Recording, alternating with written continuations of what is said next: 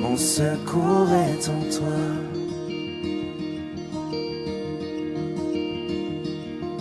Je lève les yeux vers les hauts sommets.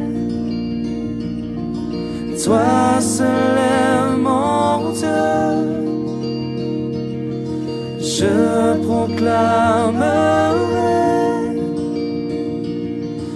Toi seul est ma force.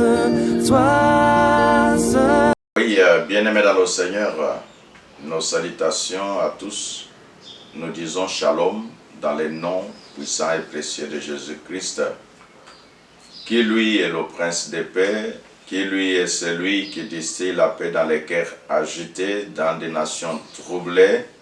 Jésus est celui qui met la paix dans des foyers en divagation ou dans des foyers où il y a des agitations. Nous voici dans un nouveau dossier. Nous avons fini la fois dernière avec les 4 piliers de la foi. Et ici nous commençons ce que nous avions promis, les dossiers familiaux. En parlant des dossiers familiaux, nous voulons dire que chaque famille a son dossier.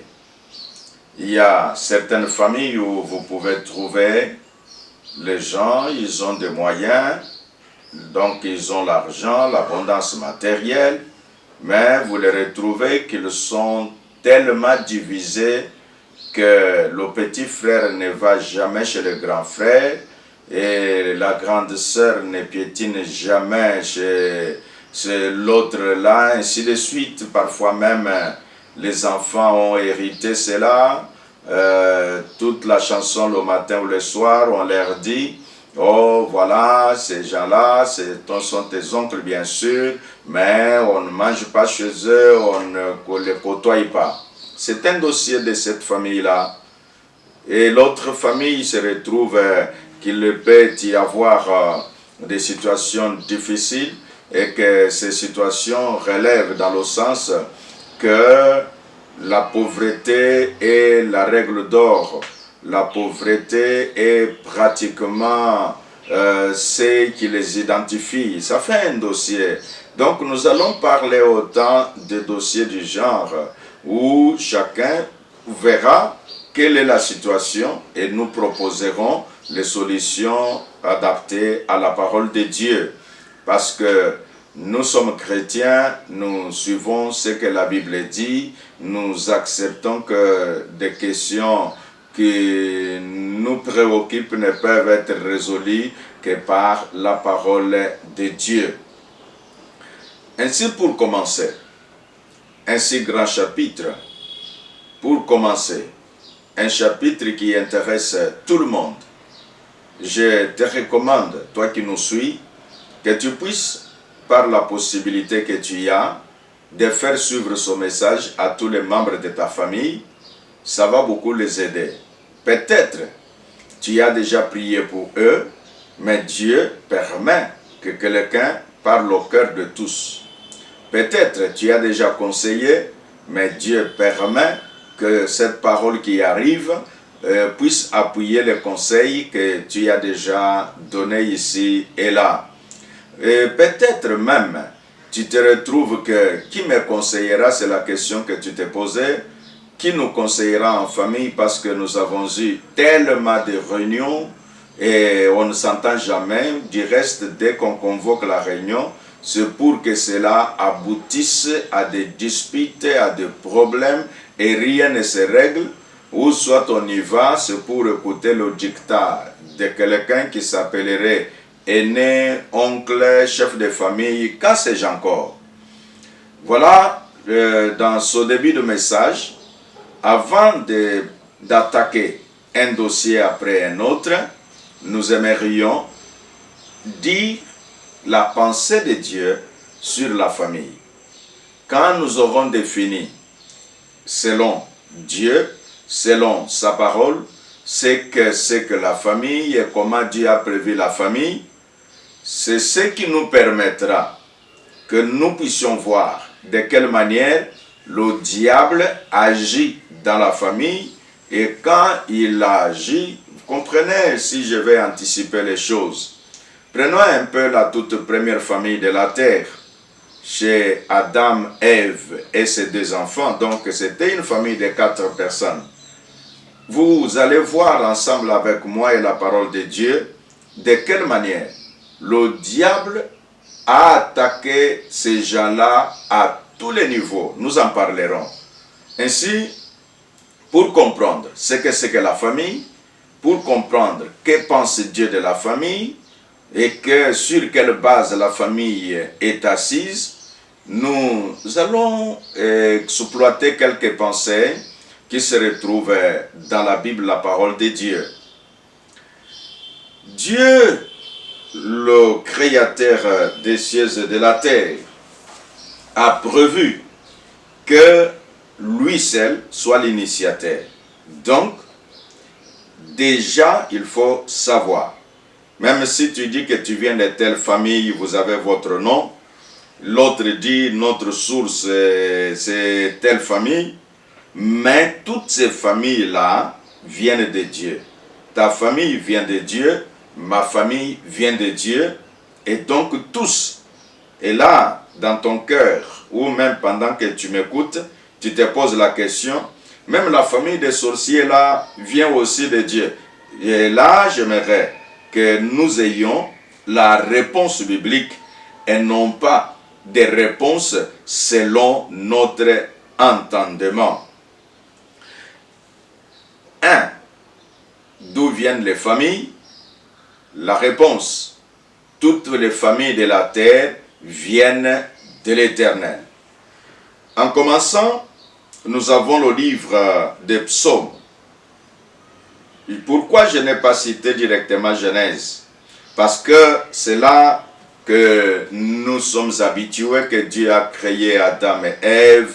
Dieu a dit, soyez féconds, multipliez-vous et gouvernez la terre, tout cela. Nous en parlerons, mais je voulais utiliser aussi d'autres versets que vous pouvez connaître, que l'autre peut connaître, et je vous en rappelle, ou peut-être vous ne les avez pas lus avec attention, et je remets ça à la surface par le biais du Saint-Esprit pour nous permettre à nous tous de comprendre ce qui est bon et agréable d'être fait.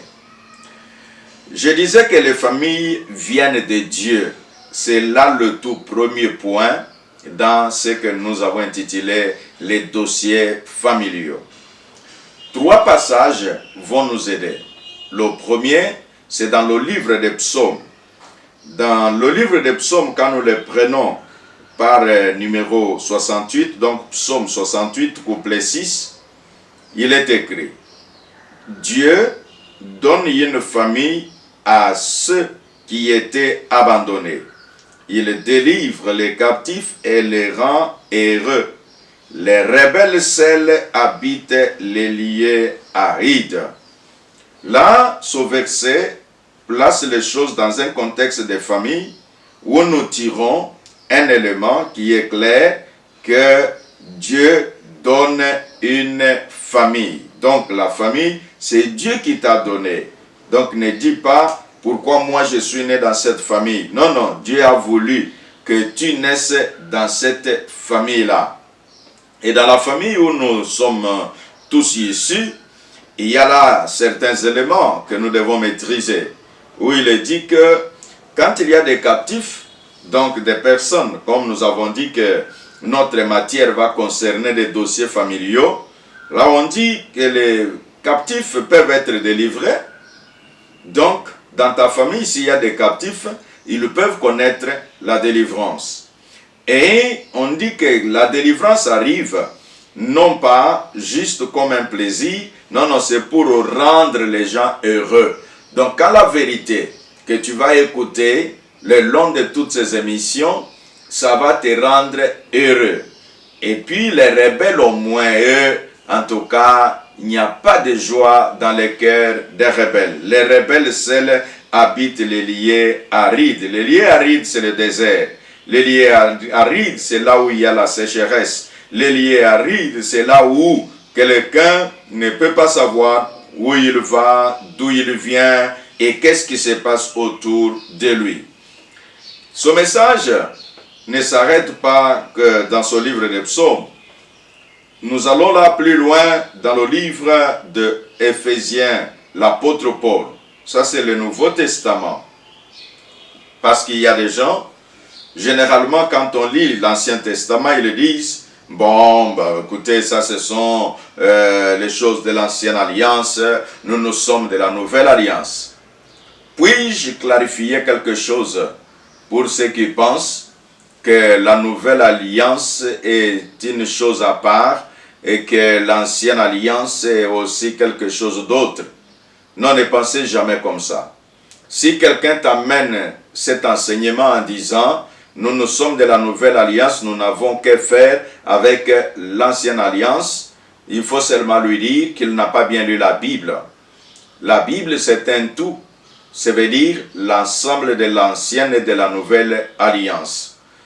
Et dans la Nouvelle Alliance, l'apôtre Paul, et vous le savez, que quand nous parlons de Paul, c'est celui qui s'est dit ou que le Saint-Esprit a appelé apôtre des païens, c'est-à-dire de ceux qui ne sont pas israélites par naissance, israélites par origine. Donc toutes les tribus de la terre qui ont accepté ce Dieu créateur des cieux et de la terre. C'est ce Dieu-là qui avait appelé un homme du nom d'Abraham. Et nous là, les chrétiens du monde entier, le Dieu que nous prions, c'est celui qui a créé les cieux et la terre. Les chrétiens du monde entier, le Dieu que nous prions, c'est celui que l'on a appelé par les enfants d'Israël, le Dieu d'Abraham, le Dieu d'Isaac et le Dieu d'Israël. Donc, dès que tu comprends ce contexte, cela te permettra de comprendre ta foi chrétienne. Mais quand tu penses que, bon, les enfants d'Israël, ces juifs-là, ces hébreux-là qui sont quelque part, bon, moi là, qu'on puisse être, moi là, américain, qu'est-ce que j'ai à voir avec? Non, c'est le même Dieu qui, des Congolais aux Américains, des Américains aux Français, des Français aux Belges, des Belges aux Allemands, ou même de toutes les autres nations habitant sur la planète Terre. Donc c'est ce Dieu-là. Et là, tu te diras, mais il y a des gens qui ont leur Dieu. Non, la Bible nous éclaire que c'est lui qui fabrique un morceau de bois et il fait une statue et place là-bas que c'est devenu son Dieu. Non, non, ça ce sont les œuvres qui sont faites de mains d'hommes qui ne sont pas des dieux. Donc si dans votre famille, dans votre tribu, dans votre clan, il y a une grande statuette que tes ancêtres avaient laissée et puis ils vous ont raconté que c'est celui-ci le Dieu de notre famille, il faut leur dire non. Moi je pense que le véritable, c'est celui qui a créé les cieux et la terre. Le véritable, c'est celui qui a envoyé son Fils unique Jésus-Christ afin que quiconque croit ne périsse point, mais qu'il ait la vie éternelle. Partant de là, bien-aimés, nous devons savoir que quand nous parlons de ce Dieu véritable, nous devons aussi, surtout nous qui sommes de la race noire, éviter les fausses doctrines, les faux enseignements de ceux qui enseignent qu'il y a le Dieu des noirs et qu'il y a le Dieu des blancs. Non, non, il n'y a qu'un seul Dieu, le créateur de l'humanité. Donc tous ceux qui ont été créés par Dieu.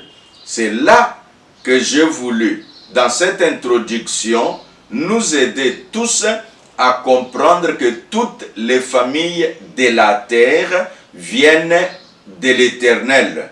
Cette compréhension nous permettra que si dans ta famille on ne reconnaît pas ou on ne met pas Dieu au centre, c'est une occasion de leur dire non, notre famille là, nous avons besoin de mettre Dieu au centre de ce que nous faisons.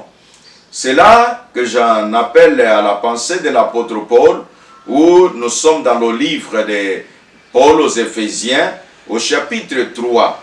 le verset 14 au verset 15, la lecture nous enseigne ce qui suit. L'apôtre dit, à cause de tout cela, j'ai fléchi les genoux devant le Père, duquel tire son nom toute famille dans les cieux et sur la terre. Donc, s'il y a des familles dans les cieux, leur origine la tire de par Dieu. S'il y a des familles sur la terre, leur origine, c'est par l'Éternel. Donc, la compréhension de ces éléments, que toutes les familles viennent de Dieu, chacun de nous se dira, bon, si moi je viens de Dieu, pourquoi alors je dois laisser Dieu de côté et puis commencer à aller dans les rivières en appelant l'eau mon Dieu, ou que je puisse commencer à aller dans un arbre du village, nous disons notre Dieu, c'est cet arbre porte-bonheur, ou c'est cet arbre où les ancêtres ont versé le sang des hommes qui ont été tués, ou certains qui ont été pris soi-disant esclaves et ils ont été égorgés là-bas. Et partant de là, nous disons que c'est cet arbre-là où nos vies, non, toutes les familles de la terre. Avec cette clarté et cette lumière, nous comprenons que toutes les familles de la terre, et s'il y a des familles dans les cieux, la Bible dit, toutes ces familles-là viennent de l'Éternel notre Dieu. Et le troisième passage, là, c'est l'enseignement de Jésus-Christ lui-même. J'ai pris là 3 passages. Le premier, c'est cet homme qui a vécu dans l'ancienne alliance. Jésus n'était pas encore né. Deuxième passage, c'est un homme qui a enseigné que Jésus-Christ est Seigneur. Il nous montre que toutes les familles de la terre, lui c'est un juif. Là nous avons parlé de Paul, qui est un juif, mais il dit que toutes les familles de la terre viennent de Dieu. Mais pourquoi toi tu diras, non, ceux qui prient Jésus, ils prient le Dieu des Juifs, et que nous sommes appelés à prier le Dieu des Noirs. Non. Et du reste, quand nous allons continuer pour ceux qui regardent les races, la Bible reconnaît que nous avons les différentes races sur la terre.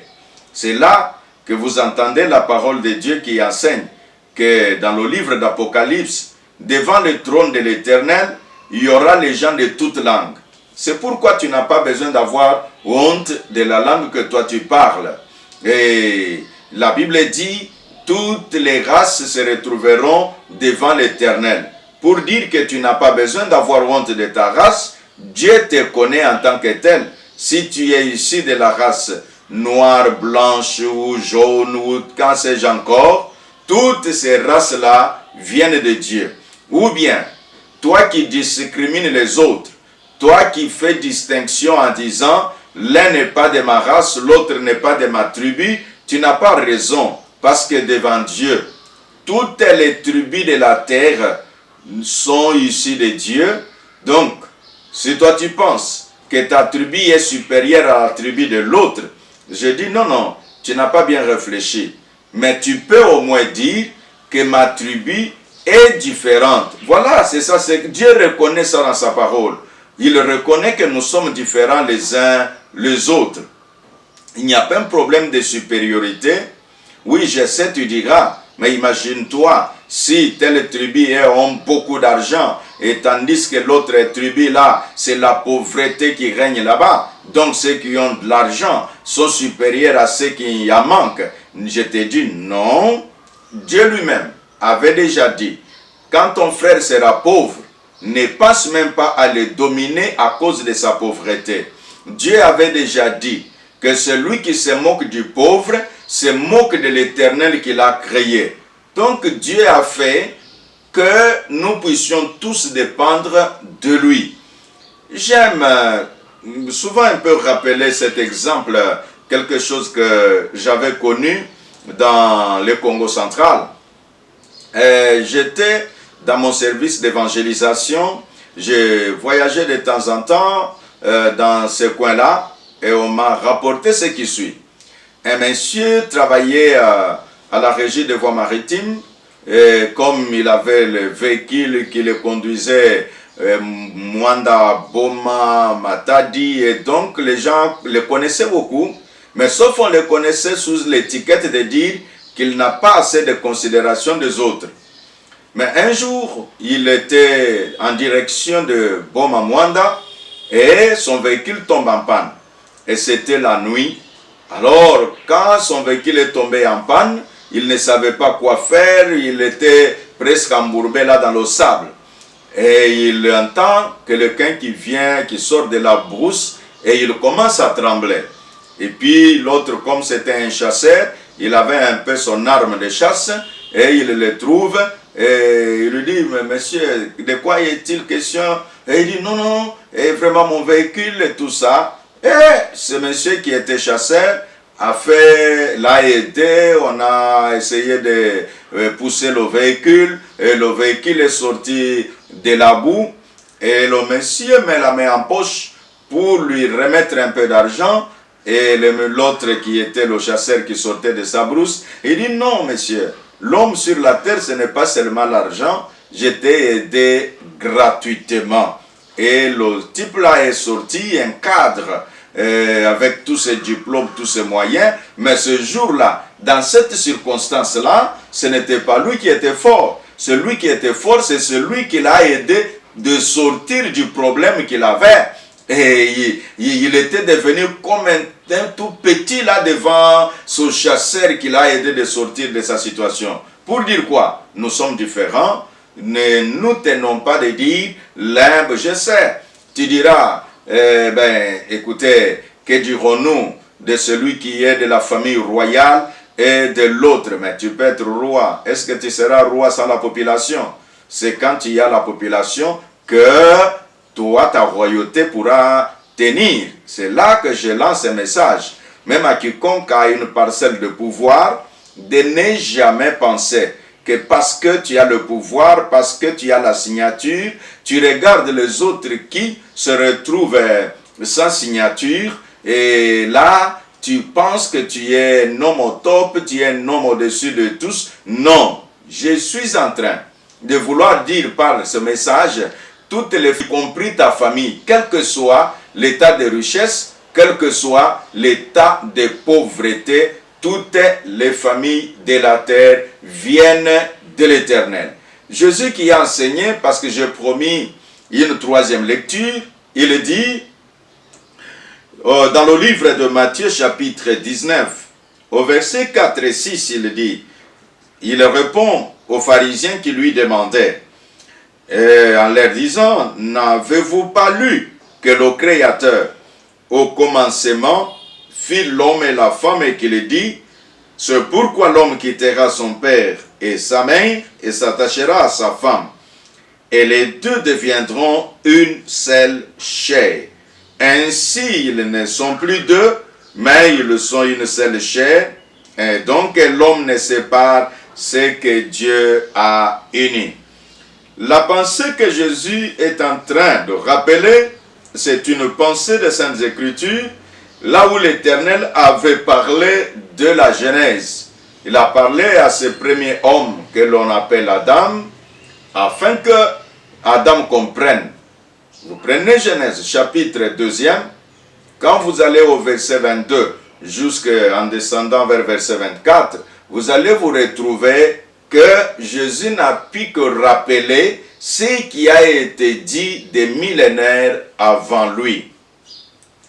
Donc cette émission, ou cette première tranche, nous avons voulu d'abord nous montrer à nous tous d'où vient la famille. Parce qu'avant de parler du dossier familial, quand tu comprends d'où ta famille vient, et tu te diras, si j'ai des dossiers, que faut-il faire? C'est retourner auprès du Créateur, car si la machine retourne à l'usine, là, la réparation sera faite, le remplacement des pièces qui sont en panne sera fait de la bonne manière.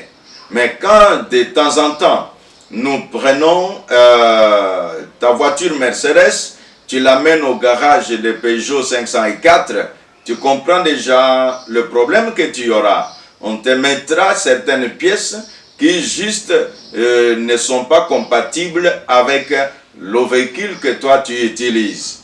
Cet exemple ou cette illustration, c'est juste pour nous dire à nous tous que toutes nos familles venant de Dieu, nous sommes censés, en cas de dossier, que nous puissions aller auprès de l'Éternel pour que lui, Dieu, de qui nous émanons, nous aide à savoir comment nous pouvons nous comporter.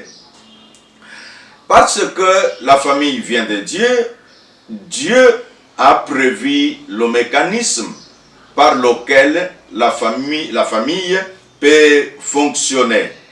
Donc ce mécanisme, comme nous allons le continuer dans notre livraison de la prochaine fois, je vais déjà énumérer les éléments de base sur lesquels Dieu a posé la famille. Donc il y a 3 éléments où nous disons que la famille est régie par les 3 éléments suivants.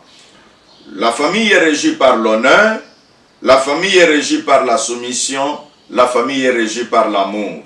Donc ces 3 éléments constitueront l'analyse de notre prochaine émission. Pourquoi nous les annonçons?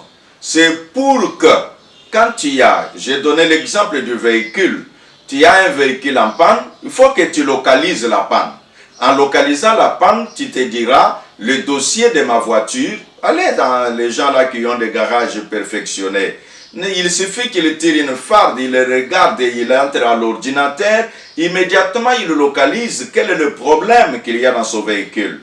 C'est ainsi toutes nos familles étant diversifiées, il suffit que nous puissions, à l'aide du catalogue, le catalogue pour le chrétien, c'est la Bible, la parole de Dieu, que nous appelons le livre du fabricant. Et quand tu prends le livre du fabricant, tu vas trouver quelle est la pièce qui ne marche pas dans cette machine, dans cette famille ou dans tel ou tel. C'est là, bien-aimés, que nous disons que les 3 éléments qui régissent la famille vont aider de compléter d'où vient la famille et de comprendre l'idée du géniteur, du créateur qui est l'Éternel Dieu des armées. Par cette annonce de ce que va comporter notre émission de la fois prochaine, j'ai besoin de dire à celui qui nous a suivis, si ces émissions t'aident, édifient ta foi, ne manque pas de nous apporter les soutiens. Le soutien à 3 niveaux. 1. Le soutien spirituel, c'est ta prière. Ta prière en disant, Seigneur, aide l'évêque Jiba à avoir davantage de la matière et de l'onction nécessaire pour aider plusieurs à revenir sur la bonne voie et revenir vers Dieu. Donc la prière est un atout, est un élément capital dans la réussite des entreprises de chrétiens. Si cette émission t'a aidé, deuxième assistance, c'est ton soutien financier. Donc tu vas voir, dans toutes nos émissions, il y a des coordonnées bancaires ou de la, nous appelons ça messagerie financière, que ce soit un M-Pesa, tu vas voir cela et tu peux donner ton assistance, ça va nous aider et nous t'en demandons. Et 3e moyen, ce sont les conseils. Les conseils peuvent être du domaine technique, par exemple. Nous sommes dans un monde qui évolue, la technologie avance à pas de géant. Tu peux aussi nous écrire en disant, voilà évêque, si vous pouvez un peu voir telle chose-là améliorer, nous améliorons chaque jour. Donc je ne me présente pas devant vous comme celui connaissant tout et comme celui qui n'a besoin du conseil des personnes. Non, moi je dis, ton conseil peut nous être très utile et aussi tu peux même aussi dire ce qui vous a aidé dans son message. Et ça va être une grande contribution dans ce que nous faisons. Que le Dieu du ciel, le créateur des cieux et de la terre, le Dieu invisible, mais qui a créé des hommes visibles comme toi et moi, soit avec toi. Que la puissante main de l'Éternel, le Dieu qui répare ce qui est abîmé, puisse nous aider tous de manière que chacun de nous, dans sa famille, selon le dossier qu'il y a, que l'Éternel nous aide, que l'Éternel nous assiste par son Saint-Esprit. N'oublie pas de partager pour que ceux qui suivent sur Facebook aient le temps de nous suivre. Ceux qui sont sur YouTube, ils peuvent avoir la possibilité et aussi donner le programme à ceux qui nous suivent à la télévision. Ils ont la possibilité d'être branchés. Que le Dieu du ciel vous bénisse, vous garde et vous rende prospère. Au nom de Jésus-Christ, à la prochaine. Mon secours est en toi.